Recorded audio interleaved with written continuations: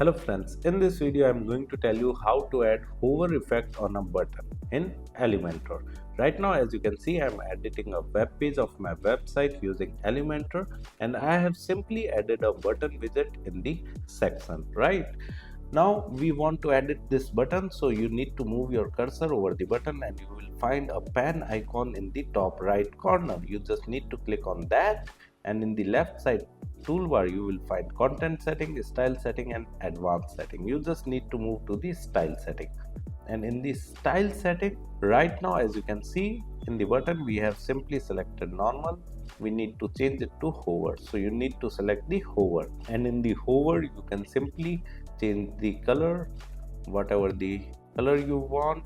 So as you can see, I have simply selected red color from the color palette, and when I move my cursor over the button, then the button color changes from blue to red. Right, in the same manner you can also change the text color. For example, let me select the yellow color from the palette.